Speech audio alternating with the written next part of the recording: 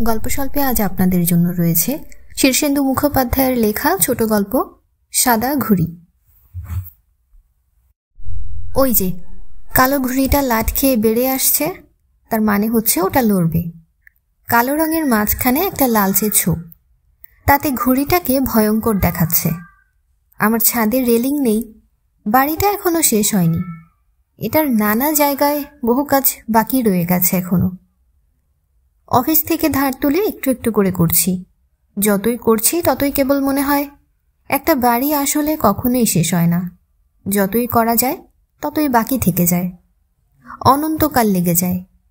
ওই রেলিংহীন ছাদে আমার একগুঁয়ে ছোট ছেলেটা হাবু তার সাদা ঘুড়ি বহু দূরে বাড়িয়ে লাটাই ঘোরাচ্ছে।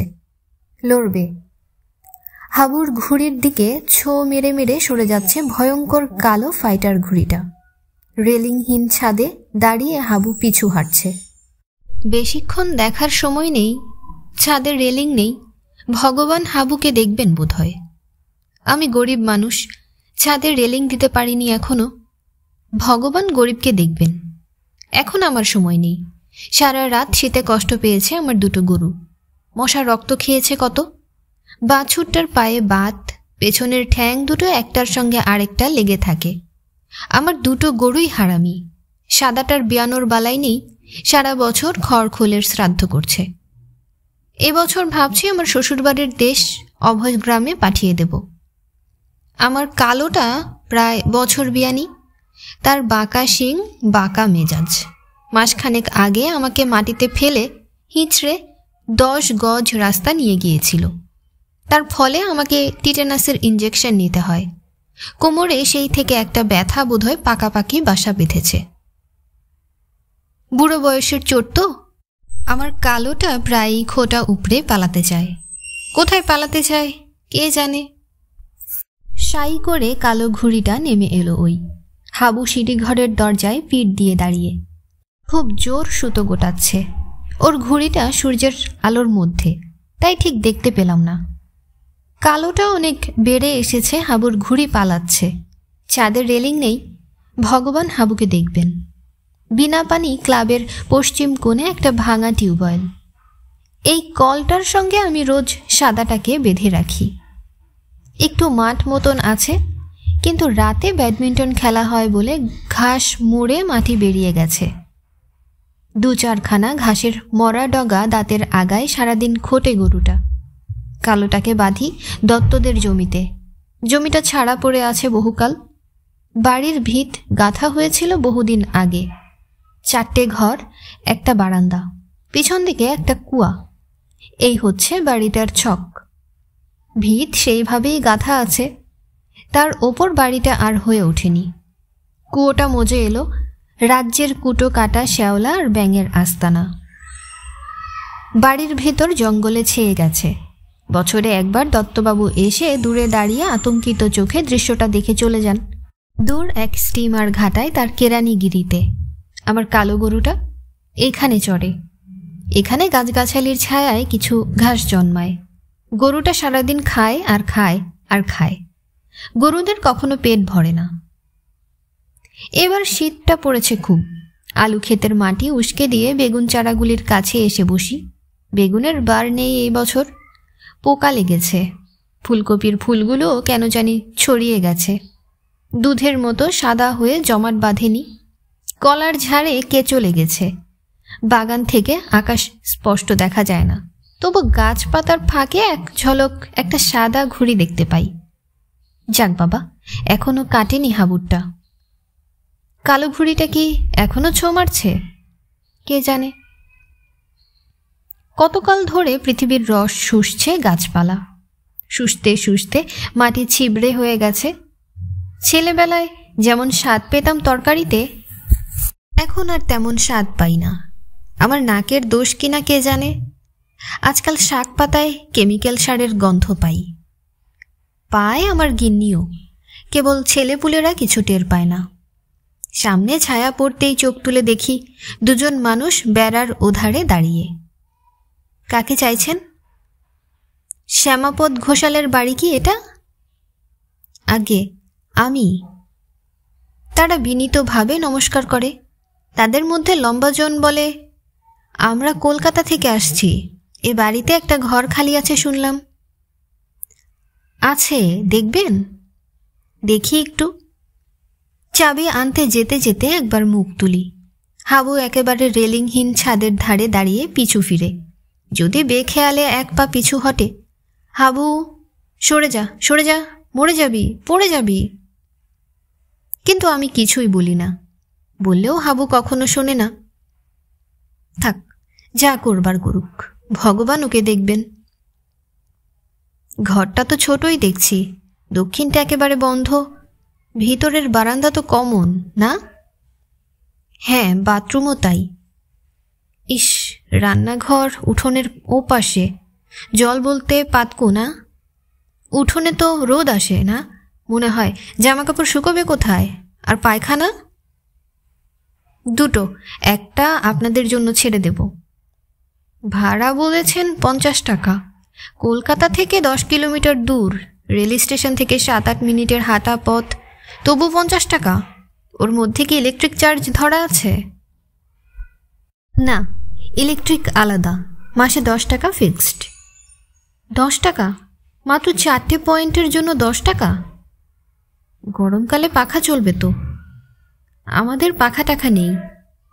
তাহলেও কলকাতার চেয়ে এখানকার ইউনিটের দর দ্বিগুণ। লোক দুজন বিতৃষ্ণ চোখে ঘরটা দেখে। পছন্দ হয় না বোধহয়। গত 1 বছর ধরে এরকম বহু লোক এসে ফিরে গেছে। আমি নিস্পৃহভাবে তাকিয়ে থাকি। লম্বা লোকটা বলে, আমি এখন যে বাড়িতে আছি সন্তোষপুরে, সেটার ভাড়া 45। 2খানা ঘর, সামনে পেছনে বারান্দা, দক্ষিণের হাওয়া আসে হুর হুর করে। তার উপর সেটা কলকাতা, এরকম গ্রামগঞ্জ নয়।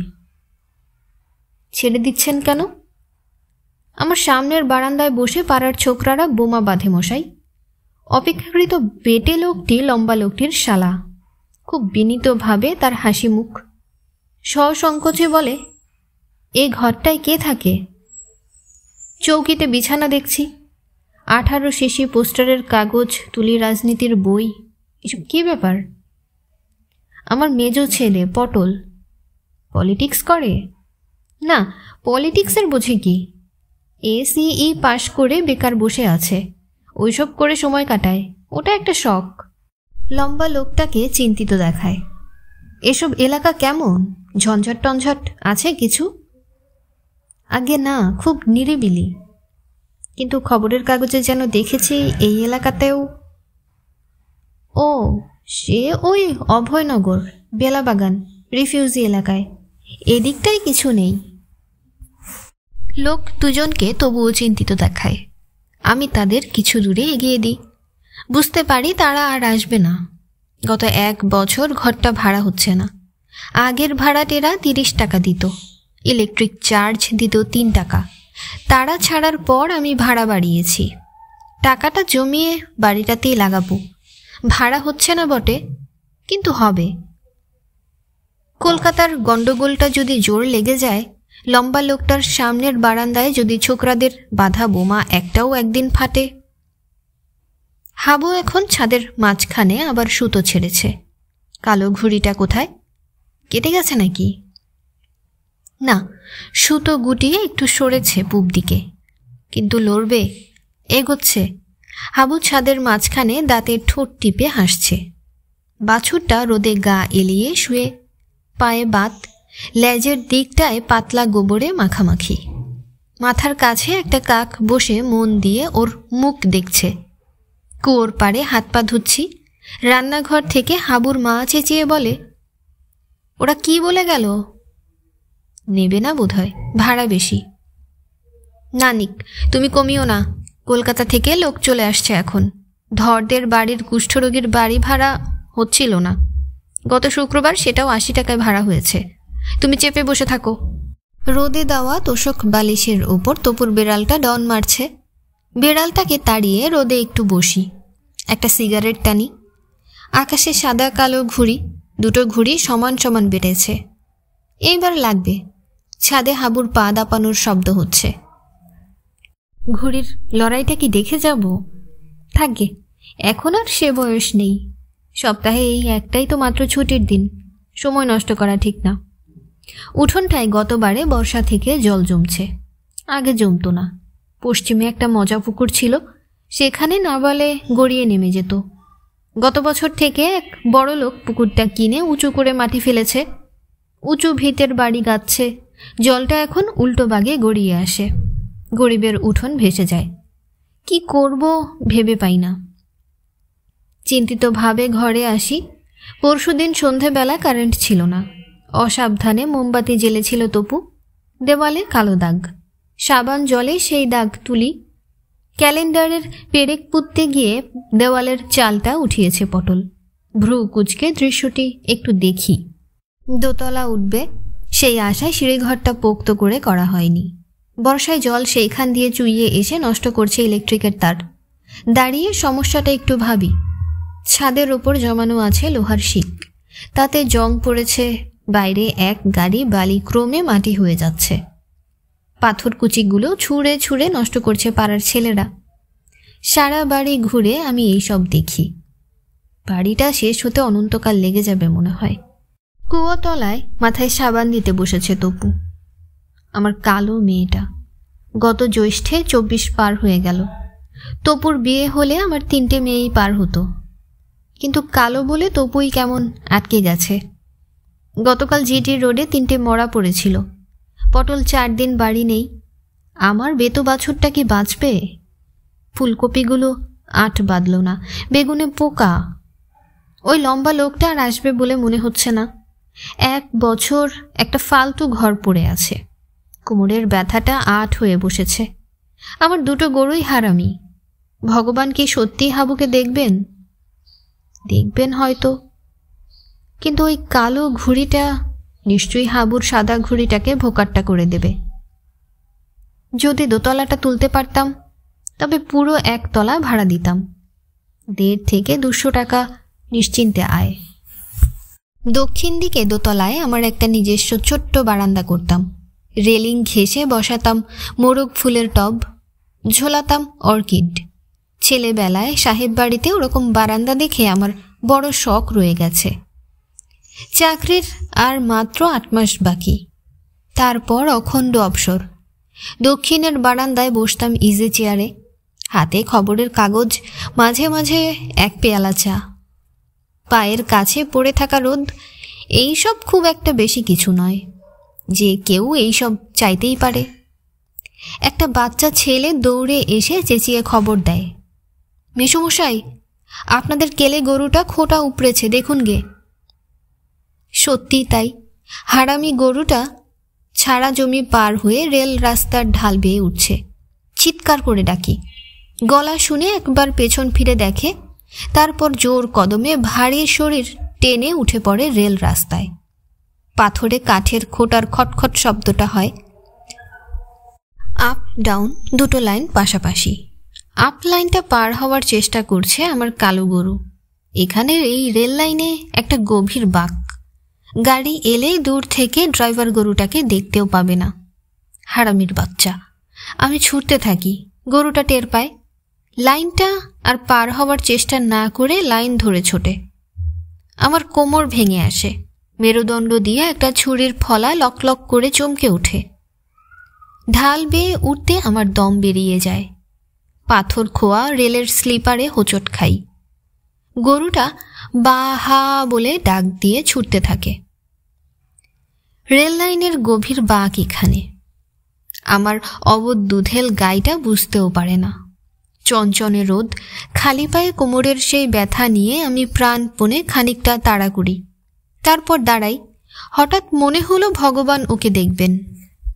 অবাধ্য গরুটাকে যেতে দিয়ে রেল রাস্তা থেকে নামবার আগে আমি সংসারের দৃশ্যটা ভালো করে দেখি। পিছনে বহু দূরে ওই জিটি রোড, যেখানে কাল 3টে মৃতদেহ পড়েছিল। পটল 4 দিন বাড়িতে নেই। ডান ধারে রেল লাইনের গভীর বাঁক ধরে হেঁটে যাচ্ছে আমার দুধেল গাই। কোথায় সে যাবে কে জানে।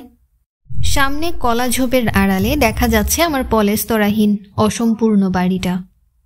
ওটা কোনোদিনই শেষ হবে না। রেলিংহীন ছাদে ঘুরে ওড়াতে ওড়াতে হঠাৎ স্তব্ধ হয়ে দাঁড়িয়ে তারপর দ্রুত সুতো গুটিয়ে নিচ্ছে হাবু। ওই অনেকটা সুতো নিয়ে তার সাদা কাটা ঘুড়িটা টাল খেয়ে খেয়ে ভেসে যাচ্ছে। আনন্দে গোত্তা খেয়ে ওপরে উঠে ঘুরপাক খাচ্ছে কালো ঘুড়িটা। কয়েক পলক স্তব্ধতায় দাঁড়িয়ে আমি সংসারের অসম্পূর্ণতাকে দেখে নিই, অনুভব করি ব্যর্থতাগুলি। সাদা কাটা ঘুড়িটা আমার মাথার ওপর দিয়ে ভেসে যায়। হঠাৎ তড়িৎ স্পর্শের মতো আমার হাত ছোঁয়ে সুতোর হালকা স্পর্শ, মাঞ্জার কড়া ধার।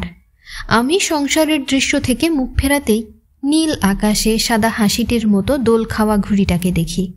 সুতোটা আমার হাত ছুঁয়ে যাচ্ছে, আবার সরে যাচ্ছে। আমার পিছনের রাজ্যের ছেলের পায়ের শব্দ আর চিৎকার শুনি। তারা ঘুড়িটার দিকে ছুটে আসছে। সুতোটা আমার মাথার একটু ওপরে দোল খায়। আমি সংসারের সব ভুলে গিয়ে আনন্দে হাসি, লাফ দিয়ে উঠি। সুতোটা সরে যায়। অল্প দূরেই আবার স্থির হয়ে বাতাসে দোল খায়। আমি এগোই, সুতোটা সরে যায়। সুতোটা সরে যায়, আমি এগোই, আমি এগোতে থাকি।